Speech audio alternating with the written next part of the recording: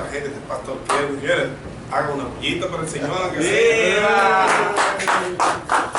qué bueno, con el apóstol Yacer Rivas. Yacer, la iglesia de hoy, comparada con la de ayer, la de hoy, y hacia dónde vamos.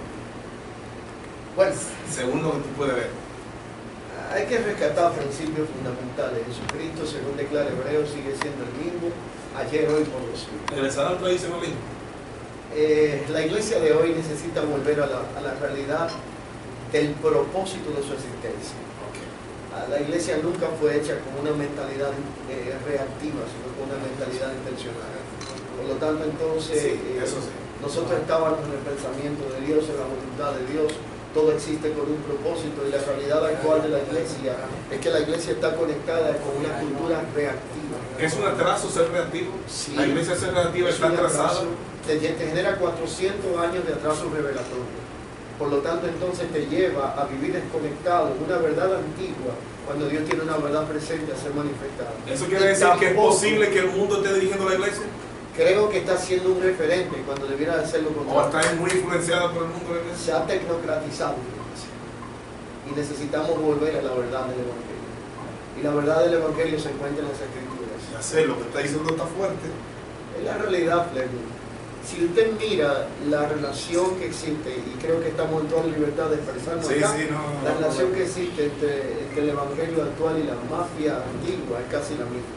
Si no estás de acuerdo con el sistema, eres un rebelde.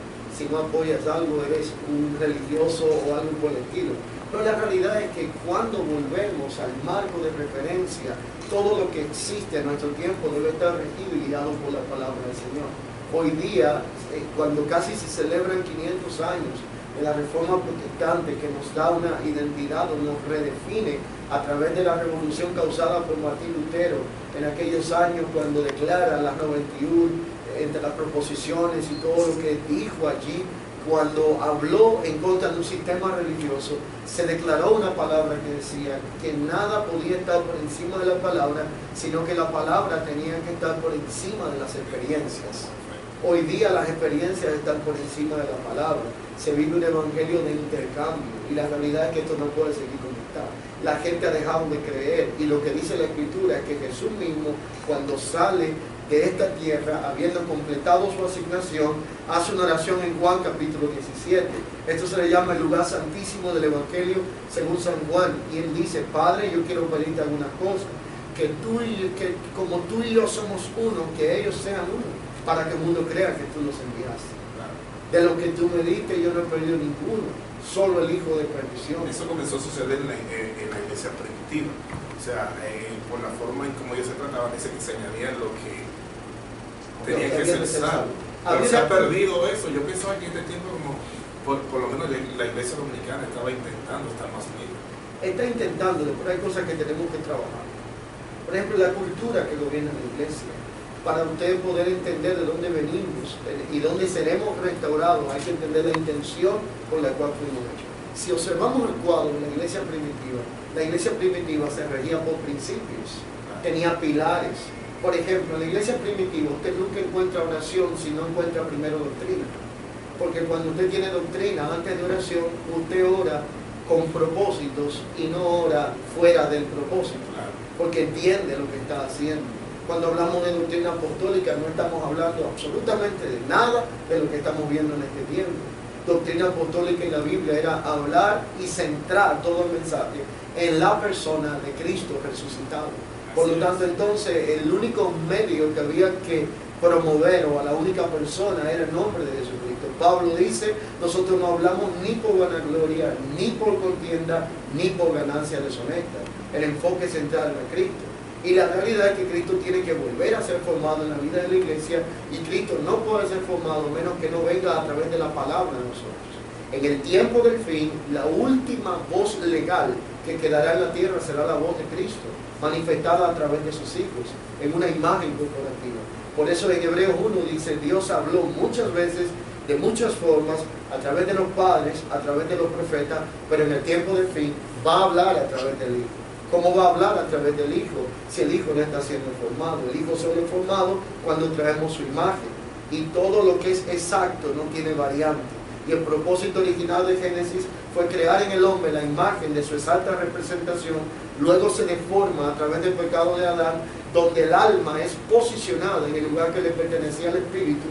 Tú tienes que prometer ahí una semana aquí, porque no podemos así en ese poco tiempo. No podemos. Pero ya conocemos. Eso es prácticamente, es un tema doctrinal. Eso tenemos que tocarlo en varios programas. Ya conocemos la vía y pronto tener mayor acceso si logran hacer todos los proyectos que conectarían a Santiago con Barahona y el sur profundo. Quiera el Señor que podamos estar tan corto tiempo que en cuestión de 1 hora y media o 2 podamos visitarlo entre ciudad y ciudad. Ya sé, pero ¿hacia dónde vamos? Según lo que yo pienso que va a haber cambios significativos en la iglesia y le voy a decir la causa, porque el sistema actual no es sostenible y viene un colapso de la iglesia. El colapso implica una migración espiritual que saldrá de las estructuras religiosas y se conectará con un evangelio de pureza que viene gobernado por una cultura de división. Profetizando división. Yo no estoy profetizando división, estoy sacando una radiografía con recursos de la palabra. ¿Lo puede visualizar? ¿Lo puede visualizar? Sencillo, sencillo. Actualmente la Tierra está viviendo uno de los procesos migratorios físicos más grandes que jamás se han vivido. Apenas hace unos días estamos viendo cómo naciones y continentes han tenido que recibir miles y cientos de miles de personas. Barcos casi hundiéndose de gente que prefiere arriesgar la vida, la reputación, todo lo que el gobierno pueda traer como algún tipo de persecución contra ellos por no morir esclavizados del hambre bajo la influencia de los sistemas. Aplique esta verdad física a una realidad espiritual. O sea, tú estás diciendo que Dios va a crear un movimiento que va a romper con la religiosidad. No es que Dios va a crear un movimiento, es que la gente no soportará la hambruna espiritual que se está viviendo actualmente cuando los púlpitos se han convertido en circos y en vez de tener predicadores tenemos payasos entreteniendo el alma. La gente tendrá una migración y correrá a las casas de pan.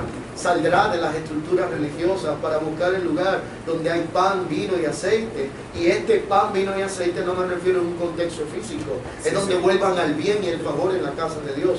No es posible que usted vaya e invierta 3 horas de su vida, que no es tiempo, que es oro, porque ese concepto ha cambiado. Antes el tiempo era oro y el oro es renovable. Si se pierde, si te lo roban, usted lo compra. El tiempo es vida y la vida es un recurso no renovable. Por lo tanto, si inviertes tu tiempo en ir a la casa de Dios, quieres recibir vida, no recibir una casa religiosa que te controle como un sistema. Tremendo. Entonces viene una migración espiritual. Y la migración espiritual no la detiene absolutamente nadie. La solución es que haya transiciones responsables. Hombres que reconozcan cómo debemos ahora devolver a la palabra, de la cual nunca se debió de haber salido. Y la realidad de todo esto es levantar casas de pan, donde la gente pueda ir con convicción de que será alimentado, nutrido y crecerá de forma saludable. Le doy un punto. Si usted observa el cuadro de la iglesia primitiva, dice que crecían, tenían las cosas en común, habría entre ellos alegría, sencillez de corazón. El sistema no era cojo. Dios añadía a la iglesia lo que había necesitado. Los sacerdotes obedecían a la fe. Era una iglesia saludable para el que estaba dentro y atractiva para el que estaba fuera.